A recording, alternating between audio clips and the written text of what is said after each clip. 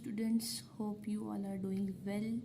सो आज हम अपना टॉपिक नंबर 3 डिस्कस करते हैं। टॉपिक नंबर 3 में वो कहता है जी addition and subtraction of matrices. आज हमने मैट्रिसेस की एडिशन के बारे में बात करनी है। एडिशन ऑफ अ मैट्रिसेस क्या होती है? Let A and B any two matrices with real number entries. The matrices A and B are conformable for addition if they have same order. दो मैट्रिसेस अगर सेम ऑर्डर के होंगे तो वो आपस में ऐड हो सकते हैं। ज़ाहिर है उनका ऑर्डर सेम है, मतलब कि उनके नंबर ऑफ़ रोज़ और नंबर ऑफ़ कॉलम एक जैसे होंगे तो वो एक दूसरे को ऐड कर सकते हैं।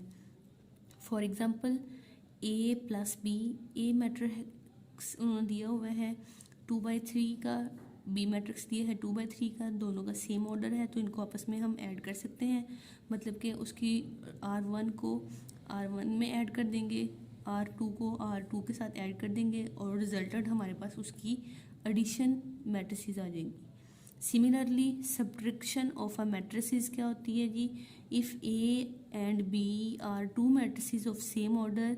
जैसे एडिशन में हमारे पास सेम ऑर्डर के मैट्रिसेस ऐड अप हो सकते हैं, इसी तरह सब्ट्रैक्शन में भी ऑर्डर ऑफ सेम मैट्रिसेस के जो ऑर्डर होते हैं उनको हम ऐड कर सकते हैं। इसी तरह उसकी एग्जांपल उन्होंने दी है जी ए माइनस बी। क्या होता है जी? ए मैट्रिसेस माइनस बी, जो ए मैट्रिसेस होंगे उसमें से बी मैट्रिसेस के रियल नंबर्स को जब हम माइनस कर देंगे तो हमारे पास उसकी ए माइनस बी का रिजल्ट आ जाएगा। नेक्स्ट उन्होंने एक और एग्जांपल दी है, इसको आप देख सकते हैं जी। ए है, इसमें जी R1 R2 R3 C1 C2 C3 है। ये 3/3 का ऑर्डर है। बी हमारे पास है जी 3/3 और ये भी है जी 3/3। दोनों जो मैट्रिसेस हैं उनके ऑर्डर सेम हैं, इसलिए हम इन दोनों को आपस में ऐड कर सकते हैं। ए प्लस बी भी आ जाएगा और ए माइनस बी भी आ सकता है। नेक्स्ट पॉइंट वो क्या कहते हैं जी? Multiplication of matrix by a real number. अगर कोई मैट्रिक्स हमें गिवन है तो उसको हम किसी रियल नंबर से कैसे मल्टीप्लाई कर सकते हैं? अगर जी let A be any matrix and the real number k be a scalar. Real number जो है उसको स्केलर होना ज़रूरी है, मतलब कोई ना कोई कांस्टेंट रियल नंबर हो, उसकी कोई आइडेंटिटी हो। Then the scalar multiplication of matrix A with k is obtained by multiplying each entry of matrix A with k. मतलब ये है बात का कि कोई भी मैट्रिक्स हमें गिवन होगा उसके साथ जब हमने किसी भी रियल नंबर को मल्टीप्लाई कराना है तो उसका मतलब ये है कि उस रियल नंबर ने उस मैट्रिक्स की हर एक रियल एंट्री के साथ मल्टीप्लाई होना है। R1 के जितने नंबर्स होंगे R2 में होंगे, पूरे उस मैट्रिक्स में जितने रियल नंबर्स गिवन होंगे उसने उन सब के साथ स्टेप बाय स्टेप मल्टीप्लाई होना है। उसकी एग्जांपल कैसे देते हैं वो जी? वो कहते हैं जी के ए है, ए हमारे पास एक मैट्रिक्स है, कि कोई भी हमारे पास स्केलर है, -2 उन्होंने दिया हुआ है। जब -2 को हम ए के साथ मल्टीप्लाई करवाते हैं तो जी -2 1 के साथ भी मल्टीप्लाई होगा, -1 के साथ भी मल्टीप्लाई होगा, -2 4 के साथ भी होगा, -2 2 के साथ भी होगा, -2 1 के साथ भी होगा, -2 0 के साथ भी होगा। मतलब ये कि उस स्केलर ने उस ए मैट्रिक्स की हर एक एंट्री के साथ मल्टीप्लाई होना है और जब उसको मल्टीप्लाई करेंगे जो रिजल्टेंट आ जाएगी जी वो हमारे पास उसकी scalar multiplication of a matrix हो जाएगा। नेक्स्ट वो क्या बात टॉपिक देता है? Commutative and associative laws of addition of matrices. Commutative law under addition क्या होता है हमारे पास?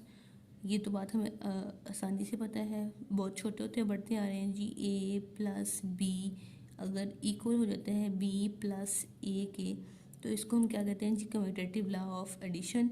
इसी तरह मैट्रिक्स में भी ये बात करेंगे। Let A and B be two matrices of the same order, then A plus B is equals to B plus A is called commutative law under addition.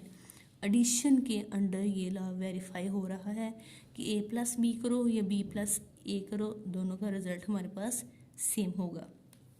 इसकी वेरिफिकेशन के लिए उन्होंने एक हमें एग्जांपल दी हुई है। ए मैट्रिक्स दिया है, बी मैट्रिक्स दिया है, उन दोनों को ऐड किया तो हमारे पास ये रिजल्ट आ गया। सिमिलरली उन्होंने बी प्लस ए करके देखा तो दोनों का आंसर सेम आया है, इसलिए हमारा commutative law under addition verify हो गया। इसी तरह से एसोसिएटिव लॉ अंडर एडिशन भी हो सकता है। हमने मैट्रिसेस की एडिशन पढ़ी है, तो नेक्स्ट जो उनके मज़ीद जो लॉज होते हैं, जो स्टेटमेंट्स होती हैं, उनको वेरीफाई कर रहे हैं। एसोसिएटिव लॉ अंडर एडिशन क्या होता है जी? Let A B and C 3 matrices. पहले हम 2 वेरिएबल्स के साथ बात कर रहे थे, 2 मैट्रिसेस के साथ बात कर रहे थे। अब हमने एसोसिएटिव लॉ अंडर एडिशन में 3 मैट्रिसेस के साथ बात करनी है, A B and C 3 matrices of same order. Then A plus B plus C equals to A plus B into B plus C is called associative law under addition. ये इसकी definition भी है, और इसको इस क्या कहते हैं लॉ को भी आपने याद रखना है। वो क्वेश्चन में ऐसे भी स्टेटमेंट दे के पूछ सकता है जी कि ये 3 मैट्रिसेस हैं, इसके ऊपर associative law under addition verify करें। तो आपको एसोसिएटिव लॉ अंडर एडिशन होता है कैसे है, ये बात का पता होना भी ज़रूरी होता है। अगला पॉइंट क्या है जी? Additive identity of matrix. If A and B are 2 matrices of same order, order का सेम होना ज़रूरी है क्योंकि हम उसकी एडिशन कर रहे हैं, एडिटिव आइडेंटिटी को चेक कर रहे हैं, तो उसका सेम ऑर्डर होगा 2 मैट्रिसेस का, फिर वो एक दूसरे के साथ ऐड हो सकते हैं। वो कहते हैं जी if A and B are 2 matrices of same order and A plus B equals to A आ जाए, मतलब कि कोई एक मैट्रिक्स आ जाए ना और उसको बी प्लस ए करने से भी वही वाला मैट्रिक्स आ जाए, तो बी यहाँ पे हमने मैट्रिक्स देखना है, वो जो बी मैट्रिक्स होगा उसको एडिटिव आइडेंटिटी कहेंगे कि बी को ऐड करने ना करने से कोई फ़र्क नहीं पड़ता। उसकी एग्जांपल वो कैसे देते हैं जी कि then the B matrix is called additive identity of matrix A. कैसे? क्योंकि ए में हमने बी को ऐड किया तभी हमारे पास रिजल्ट क्या आया है? ए ही आया है। जैसे कि 1 प्लस 0 करने से हमारे पास 1 ही आता है, तो यहाँ पे जो 0 होगा वो एडिटिव आइडेंटिटी होगी किसकी? 1 की, क्योंकि 0 ऐड करें ना करें कोई फ़र्क ही नहीं पड़ रहा हमें। इसी तरह मैट्रिक्स में भी for any matrix A and 0 matrix of the same order. इधर जब मैट्रिक्स में हम बात करेंगे, क्योंकि मैंने मैट्रिक्स में matrix of same order he add करना है, तो हम 0 मैट्रिक्स को ऐड कर देंगे और वो 0 मैट्रिक्स जो होगा वो एडिटिव आइडेंटिटी कहलाएगा उस एक मैट्रिक्स की।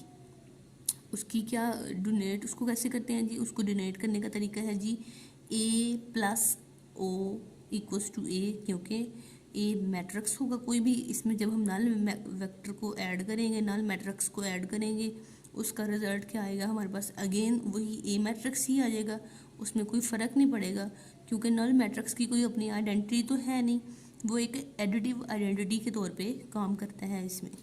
अब उन्होंने हमें एग्जांपल के लिए दिया है, ए मैट्रिक्स दे दिया और उसकी उसी ऑर्डर का हमने नल मैट्रिक्स भी बना लिया, उन दोनों को ऐड किया तो भी हमारे पास ए आ गया। पहले ओ और ए को ऐड किया तब भी हमारे पास ए आ गया। तो उन्होंने बताया है जिसमें हमने ओ मैट्रिक्स या नल मैट्रिक्स को एडिटिव आइडेंटिटी कहते हैं। अब हमने बात करनी है जी additive inverse of a matrix की। If A and B are 2 matrices of same order such that, matrix का सेम ऑर्डर होना कंपल्सरी चीज़ है। A plus B equals to O और बी प्लस बी भी ओ ही आए, उन दोनों को ऐड करने से सेम रिजल्ट आए, then A and B are called additive inverse of each other. वो एक दूसरे का इनवर्स है। ए प्लस बी करो तो भी वही रिजल्ट आएगा, बी प्लस ए करो तो भी हमारे पास वही रिजल्ट आएगा। Additive inverse of any matrix A is obtained by the changing to negative of that symbol और non zero entries of A. Additive inverse वो कहते हैं ए मैट्रिक्स का हम लेते हैं, ये हमने नेगेटिव मैट्रिक्स में भी बात पढ़ ली है ना कि उसकी जब एंट्रीज के नंबर साइन चेंज कर देते हैं तो उसका हमारे पास एडिटिव इनवर्स आ जाता है।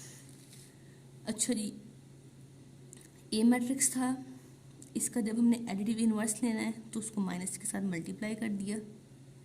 अब हमने क्या करना है, जब हम ए प्लस बी करेंगे तो ए, वो हमारे पास नया मैट्रिक्स बन जाएगा ना। ए का एडिटिव इनवर्स लिया तो उसको हमने एक नए वेक्टर का मैट्रिक्स का नाम दे दिया बी। उस नए मैट्रिक्स को जब हम ए प्लस बी करेंगे तो हमारे पास ज़ीरो आ जाएगा। आसान बात है, बिल्कुल सिंपल। दूसरे लफ्ज़ों में अगर इसको मैं बताऊं तो जैसे कि 2 एक नंबर है, 2 का जब मैं एडिटिव इनवर्स लूँगी तो वो -2 हो जाएगा। दो चीज़ें होगी ना, एक नंबर उसका एडिटिव इनवर्स, जब इन दोनों को हम ऐड करते हैं तो हमारे पास ज़ीरो आंसर आ जाता है। इसी तरह से एक मैट्रिक्स लिया, उसका एडिटिव इनवर्स लिया, मैट्रिक्स को और उसी मैट्रिक्स के एडिटिव इनवर्स को जब हम ऐड करते हैं तो हमारे पास ज़ीरो मैट्रिक्स आ जाता है, मतलब कि नल मैट्रिक्स आ जाता है। ठीक है, एग्जांपल देख लेते हैं। ए मैट्रिक्स दिया, उसका एडिटिव इनवर्स लिया, उन दोनों का ऐड किया तो हमारे पास क्या आ गया, ज़ीरो मैट्रिक्स। ठीक है, अब हम चलते हैं एक्सरसाइज की तरफ। एक्सरसाइज क्या कहते हैं जी, which of the following matrices are conformable for addition. अब हमने इस बात को चेक करना है कि जी ये जो उन्होंने हमारे पास क्वेश्चन रिक्वायरमेंट चेक कर लेते हैं। अच्छा जी, कुछ मैट्रिसेस गिवन है हमारे पास A B C D E F. वो कहते हैं जी इन मैट्रिक्स को आपने देख के हमें बताना है कौन से मैट्रिक्स आपस में एक दूसरे के साथ ऐड हो सकते हैं, कौन से ऐड नहीं हो सकते। जैसे कि मैंने आपको पहले बताया कि दो मैट्रिक्स तब ऐड हो सकते हैं जब उनका सेम ऑर्डर हो। ऑर्डर लिख के देख लेते हैं सब मैट्रिक्स का। R1 R2 C1 C2, ये हुआ जी 2/2 का, और ये हुआ जी R1 R2, इसको लिखेंगे जी 2/1, इसको लिखेंगे जी 1 2 3, तो ये हुआ जी 3/2 का। इसको सॉल्व कर लें जी, ये भी ऐसे लिख लेते हैं जी, आपको पता तो है। ये हो जाएगा 3 हो जाएगा, तो ये 2/1 हो जाएगा, ये 2/2 है, और ये हमारे पास 1 2 3 3/2 है। अब हम देखना है कि किस किस का ऑर्डर सेम है। मैट्रिक्स ए 2/2 है, मैट्रिक्स ई 2/2 है, तो हम लिख सकते हैं जी ए और ई ऐड हो सकते हैं, ये आपस में इन दोनों का सेम ऑर्डर है। उसके बाद 2/1 बी और डी, मतलब कि बी और डी आपस में ऐड हो सकते हैं। सी मैट्रिक्स क्या है जी 3/2, एफ क्या है जी 3/2, तो ये आपस में एक दूसरे के साथ ऐड हो सकते हैं, सी और एफ। ठीक है जी, नेक्स्ट क्वेश्चन की तरफ चलते हैं। वो कहते हैं जी find the additive inverse of the following matrices. वही बात आ गई, मैंने अभी हम पीछे पढ़ के हटे हैं जी। एडिटिव इनवर्स कैसे फाइंड करना है जी, नेगेटिव ऑफ दैट मैट्रिक्स निकाल देना है। तो ए है तो इसका नेगेटिव ऑफ ए निकालेंगे, वो क्या हो जाएगा, इन सारी की एंट्रीज के साइन चेंज कर देंगे। -2 हो जाएगा, ये 2 है, ये 4 है, तो ये माइनस का हो जाएगा, ये -1 हो जाएगा। इसी तरह बी है तो -b निकालना है, उसके भी सारे साइन चेंज कर दो, -1 -2 -3 0 1 2 1 -3 -1। सी का -c जब निकालेंगे तो आ जाएगा -4 एंड 2। डी का -d जब निकालेंगे -1 3 -2 0 2 -1 आ जाएगा। एडिटिव इनवर्स है ना। अब देखो जब मैंने ए का एडिटिव इनवर्स निकाला -a आ गया, अब मैं a को और -a को जब ऐड करूँगी तो हमारे पास रिजल्टेंट 0 आ जाएगा, नल मैट्रिक्स आ जाएगा। ये तो ऑब्वियस बात है ना, देखो साफ पता लग रहा है। अच्छा जी, अब -e करेंगे तो -1 0 0 -1, एफ को माइनस करेंगे √3 1 -1 √2 के साथ माइनस आ जाएगा। ठीक है जी, नेक्स्ट पॉइंट की तरफ मूव करते हैं। वो कहते हैं जी इफ़ ए मैट्रिक्स गिवन है, बी मैट्रिक्स गिवन है, सी मैट्रिक्स गिवन है, डी मैट्रिक्स गिवन हो, तो आपने फाइंड क्या करना है, ए मैट्रिक्स को इस मैट्रिक्स के साथ प्लस करके दिखाना है। चलें प्लस कर देते हैं, फर्स्ट पॉइंट को सॉल्व करते हैं, बाकी फिर आगे नेक्स्ट इसके फर्दर इसी तरह से उन्होंने क्वेश्चंस दिए हुए हैं, मैं आपको दिखा देती हूँ। नेक्स्ट उन्होंने ए बी सी डी ये दिए हुए ना, पॉइंट नंबर 3 हम कर रहे हैं। ए के साथ इस मैट्रिक्स को मल्टीप्लाई जब प्लस करवाना है, बी के साथ प्लस करवाना है, सी के साथ एक मैट्रिक्स दिया हुआ है, डी के साथ दिया हुआ है, 2 के साथ मल्टीप्लिकेशन करवानी है। नेक्स्ट एक पॉइंट को हम इधर सॉल्व कर लेते हैं, बाकी अब गिवन होंगे। कोशिश किया करें जब आप लेक्चर ले रहे हो तो एक पॉइंट को समझने के बाद बाकी पॉइंट्स को रफ खुद से सॉल्व किए करें, खुद सॉल्व हो जाए वेल एंड गुड, अगर सॉल्व ना हो फिर उसको नेक्स्ट देखा करें, समझा करें, वरना तो एक जो भी तो बहुत सिंपल से स्टार्ट ले रहे हैं, जैसे सेम सारे पॉइंट्स दिए जा रहे हैं। तो पहले वाले पॉइंट को हल करते हैं हम। ए मैट्रिक्स क्या है हमारे पास, -1 2 2 1 प्लस क्या करना है जी 1 1 1 1। जब इसको हम प्लस करेंगे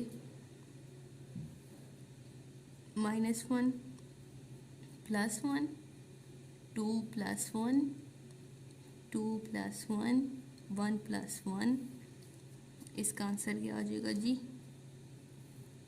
ये 0 हो जाएगा, ये 3, ये 3 और ये 2। ठीक है, ये इसका रिजल्ट आ गया। ओके, ये किसका रिजल्ट था जी, A matrix +1 1 1 1 of that matrix. Similarly hopefully ये वाले क्वेश्चन भी हो जाएंगे इसी तरह से हल। नेक्स्ट होने perform and indicated operation and simplify the following. जैसे हमने कम्यूटेटिव लॉ एसोसिएटिव लॉ को पढ़ा है जी, 2 मैट्रिक्स को पहले प्लस करना है, देन उसमें थर्ड वन को ऐड करना है। इसी तरह से पहले एक सिंगल रहेगा, उसका 2 को माइनस करके तीसरे को ऐड करना है। क्योंकि इनके ऑर्डर से मैं आपस में इजीली ऐड हो जाएंगे, इनको मैं सॉल्व कर देती हूँ, आपने इनको देख लेना है। आगे मूव करते हैं, पॉइंट नंबर 5, इसको एक क्वेश्चन को सॉल्व करके देखते हैं। अच्छा जी, तो हमने एडिशन ऑफ मैट्रिक्स देख ली, 2 मैट्रिक्स को आपस में मल्टीप्लाई कैसे करना है वो भी देख लिया। जब मैट्रिक्स सारे पॉइंट्स गिवन हो, एंट्रीज गिवन हो, वो मल्टीप्लाई कैसे होगी वो देख ली। अच्छा, मैं आपको एक स्केलर ऑफ मैट्रिक्स का मल्टीप्लिकेशन करके दिखा देती हूँ, वो मैंने इधर अभी सॉल्व किया है। ये देखें, 2 स्केलर दिया है, उन्होंने कहा जी ए मैट्रिक्स के साथ इसको मल्टीप्लाई कराएं, तो मैंने 2 को लिखा और मैट्रिक्स ए को लिखा, उस 2 को सारी एंट्रीज के साथ मल्टीप्लाई करवा दिया, 2 मल्टीप्लाई हो गया तो -4 -2 2 4, इसका आंसर आ गया।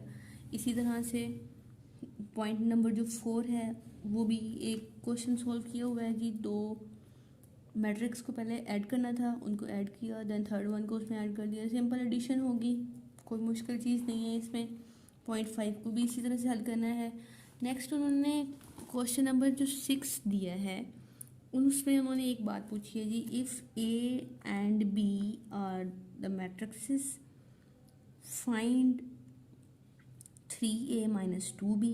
इसको एक पॉइंट को आपके सामने हल कर देती हूँ, जिसमें स्केलर मल्टीप्लिकेशन और 2 मैट्रिक्स की क्या कहते हैं सब्ट्रैक्शन दोनों एक साथ सॉल्व हो जाएगी, जो कोई थोड़ी बहुत कन्फ्यूजन होगी वो भी क्लियर हो जाएगी। चलिए जी, क्वेश्चन को सॉल्व करके देखते हैं।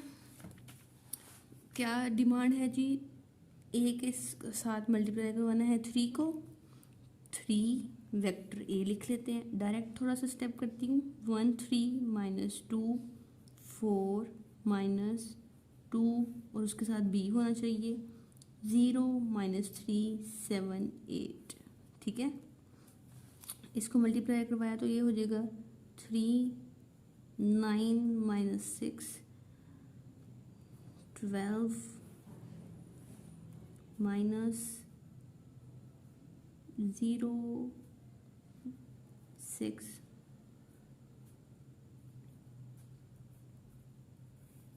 ठीक हो गया। अब इन दोनों को माइनस करते हैं, 3 माइनस 0, नेक्स्ट क्या है जी, -6 minus 14, 9 minus minus plus 6, 12 minus 16, 3, 9 और 6 ऐड कर देते हैं, माइनस माइनस प्लस होता है, 14 और 6 क्या हो जाएंगे, -20, प्लस माइनस माइनस होता है, 16 में से 12 के तो पीछे बच जाते हैं हमारे पास 4 नेगेटिव के। ये आंसर आ गया हमारे पास 3a माइनस 2b का। मतलब 3 पहले सबके साथ मल्टीप्लाई हुआ अलग से, a मैट्रिक्स के साथ b मैट्रिक्स के साथ, फिर उसने आपस में सब्ट्रैक्शन का अमल करना है। ठीक है जी, नेक्स्ट क्वेश्चन देखते हैं। नेक्स्ट क्वेश्चन कहते हैं जी, इफ़ टू, उन्होंने एक मैट्रिक्स इक्वेशन दी है जिसकी स्टेटमेंट कुछ इस तरह से नज़र आती है, then find A and B, दो वेरिएबल इसमें से हमने फाइंड आउट करने हैं। तो उसको फाइंड आउट करने का तरीका क्या है, पहले मैट्रिक्स इक्वेशन को सॉल्व करते हैं जी। 2 minus 3 4 a plus 3 1 8 b minus 4, ये किसकी इक्वल है, 7 18 10 1, 2 मल्टीप्लाई हो जाएगा,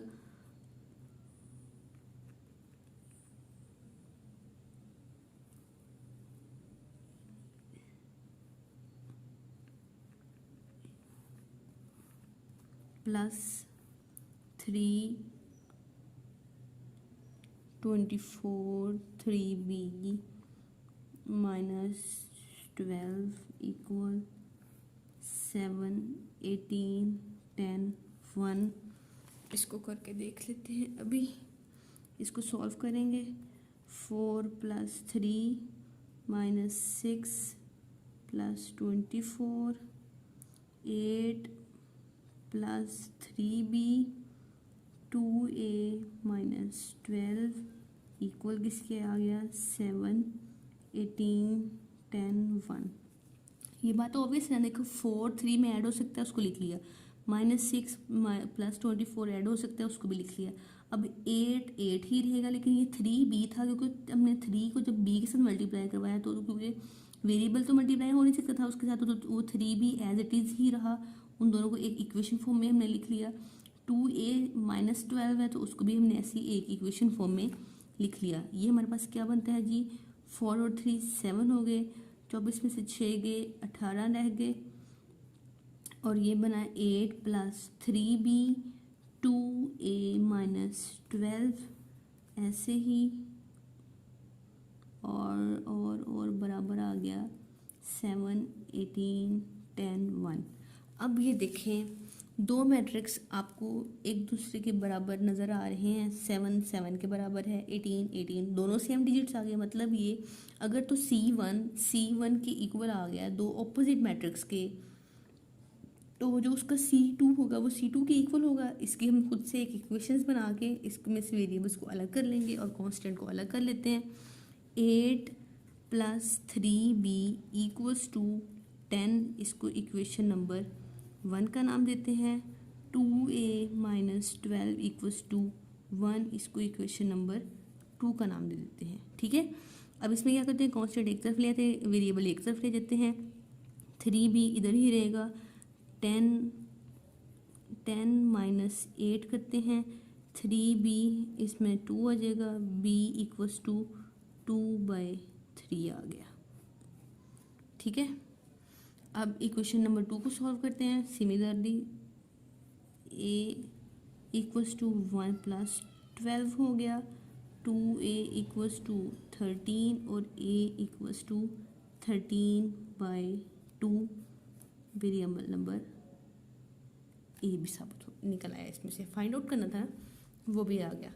अगला क्वेश्चन वो कहते हैं जी, इफ़ पॉइंट नंबर 8 में पूछा है जी a और b ये मैट्रिक्स हो, तो आप लोगों ने ये चीज़ वेरीफाई करनी है। क्या करना है जी, a प्लस b दो मैट्रिक्स को पहले ऐड करना है, उनका ट्रांसपोज ले लेना है। वेरीफाई जो करना होता है उसका तो वेरिफिकेशन जब हम क्वेश्चन सॉल्व कर रहे होते हैं, अगर तो सेम आंसर आ जाए, लेफ्ट हैंड साइड और राइट हैंड साइड को एक दूसरे के इक्वल प्रूफ कर दें तो मतलब वो हमारे पास सोल्यूशन उसका एग्जैक्ट है, अदरवाइज वो रॉन्ग होता है। और उसको तब तक करते रहना है जब तक वो हमारा इक्वेशन सही ना आ जाए, प्रूफ ना हो जाए, लेफ्ट और राइट हैंड एक दूसरे के प्रूफ ना हो जाए।